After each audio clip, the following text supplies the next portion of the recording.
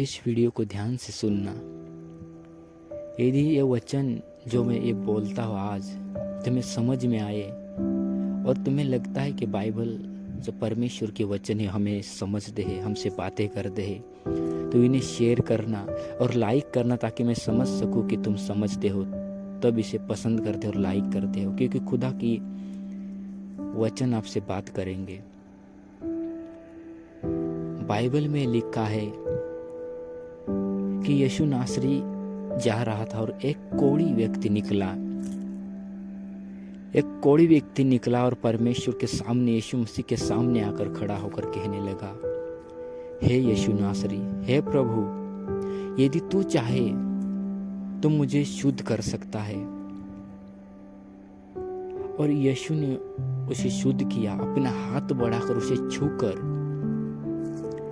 यह बड़ी बात है। यीशु परमेश्वर है। यदि वो चाहते तो लाजर के समान, जैसे कि लाजर कब्र में थे और यीशु मसीह ने कह दिया कि लाजर जी उठो, लाजर जी उठा और कब्र में से बाहर निकला। परमेश्वर को, इस बात को तुम ध्यान से सुनना और अपने लिए ग्रहण करना, महसूस करना अपने में। यीशु परमेश्वर है, अपने शब्दों द्वारा सब कुछ उसने बनाया है। उस समय भी वो बोल देते कि जा, तेरा कोढ़ ठीक होगा, ठीक होता, चंगे होते। लेकिन प्रभु ने उसे हाथ लगाया, हाथ अपना बढ़ाया। तुम समझते उसका अर्थ क्या है? यीशु मसीह हमसे बहुत ज्यादा, उनकी कोई सीमा नहीं, इतना प्रेम रखते हैं हमसे। वो सदैव चाहते हैं कि हम उनके पास जाए। उस कोढ़ी व्यक्ति को उसने छुआ, हाथ बढ़ाकर उसे ठीक कर दिया। यीशु जी चाहते तो मुंह से बोल देते और वो चंगा हो जाता, लेकिन प्रभु का प्रेम, यदि उस समय कोई और व्यक्ति होता तो उस रोग को देखकर, एक कोढ़ एक भयानक रोग है, उसे देखकर पास ही नहीं जाता, दूर से ही उससे कहता कि वहां खड़ा रहे, मैं तेरे लिए प्रार्थना करता हूँ। लेकिन यीशु ने अपना हाथ बढ़ाया, क्योंकि उनके हृदय में ऐसे लोगों के प्रति अति प्रेम है। यदि ये कोढ़ तुम में भी हो सकता है, ये कोढ़ एक भयानक रोग है और ये भयानक एक पाप भी होता है। हमारे जीवन में ऐसा पाप होता है, वो पाप होगा कोढ़ के रूप में तुम्हारे जीवन में। देखो, यदि हमारे जीवन में पाप है तो हम भाग नहीं सकते। हमारे अंदर तो ऐसा होता है कि प्रभु, मैंने तुझसे कितने वादे किए, परमेश्वर पिता, मैं क्यों कर नहीं पाता। तुम प्रार्थना भी करते हो, लेकिन जब उठते हो तो वो कर नहीं पाते।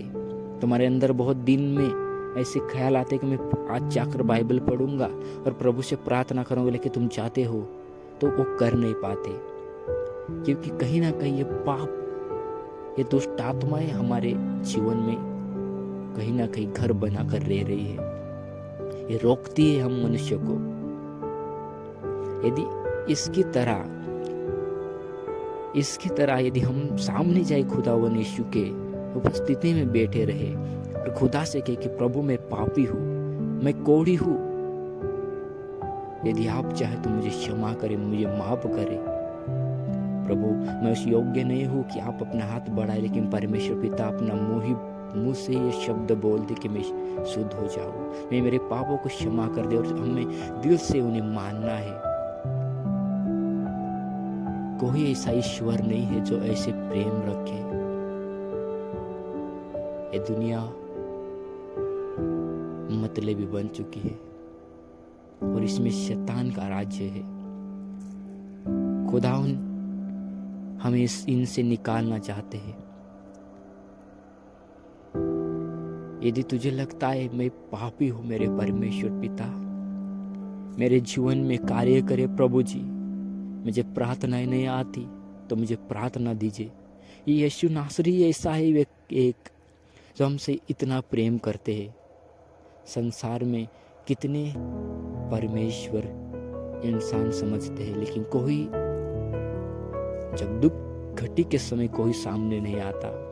इंसान परेशान हो जाता है, ऐसे कुछ चीजें मांग कर कभी उसे मिलती नहीं। हमें उनके सामने जाना है और खुदावन आप जो पवित्र हो और अति पवित्र, आपका नाम पवित्र है प्रभु। हमें क्षमा करे और मैं जैसा भी हूँ, मेरे पाप क्षमा करके मुझे ग्रहण करे प्रभु। मैं मानता हूँ मेरे पापों को, मैं जानता हूँ, हमें बताना है, उन्हें पाप के नाम लेकर बताना है। हमें किसी से शर्माना नहीं है कि मैं इसे पाप करता हूँ, कोई सुने।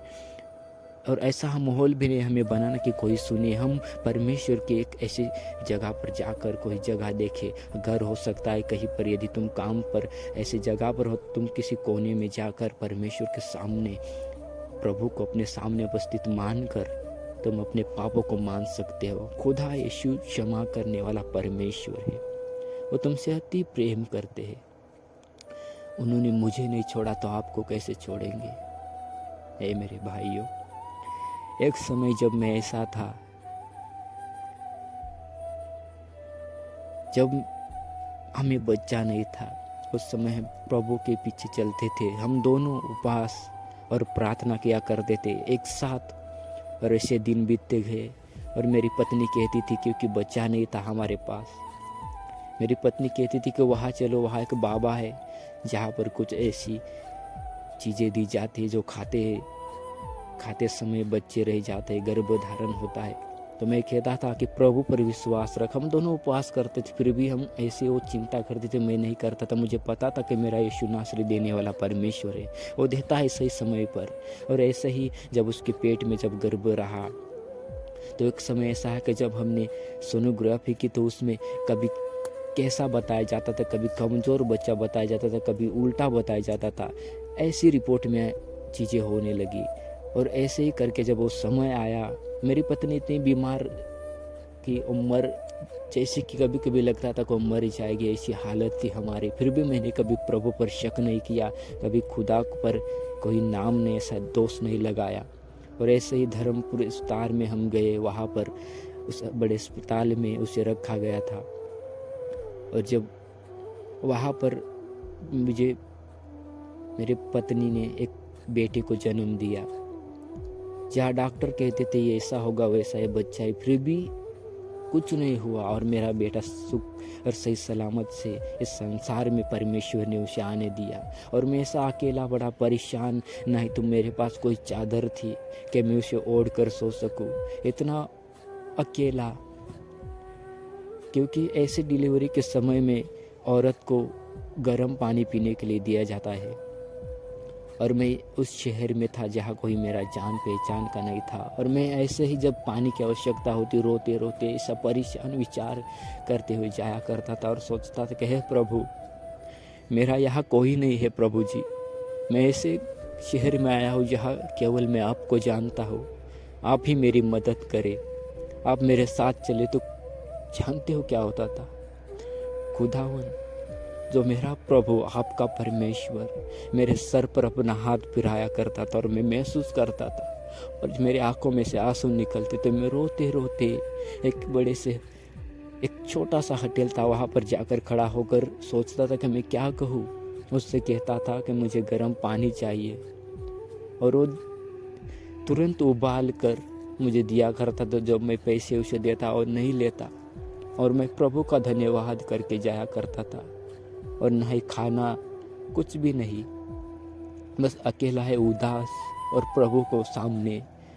बस मेरा यही एक मित्र था, मेरा यीशु नासरी, और कोई नहीं वहाँ मेरा था। मैं अकेला जाया करता था यीशु को अपने सामने समझकर। और ऐसे खुदा ने मेरे जीवन में कार्य किए। मैं वही समोसे ऐसी चीज़ें खाया करता था, ना कभी मैंने ये चावल दाल ऐसी चीज़ें नहीं खाई। जितने दिन वहाँ रहा मैं वही खाया करता था। और एक छोटी सी छाल थी, उसे ही ओढ़कर एक कोने में पड़ा रहता था। और इतनी ठंड लगती थी, फिर भी चुपचाप सोकर जब उठता था। ऐसी मेरी परिस्थिति थी, तब भी मेरे यीशु ने मुझे नहीं छोड़ा। कभी हमें अकेला नहीं समझना है। यीशु किसी को नहीं छोड़ता, बस हमें उसे जानना है, पहचानना है। वो किसी का धर्म नहीं बदलता, वो नहीं धर्म बदलता, हमें उस पर विश्वास करना पड़ता है। वो नहीं धर्म बदलता। प्रभु के लिए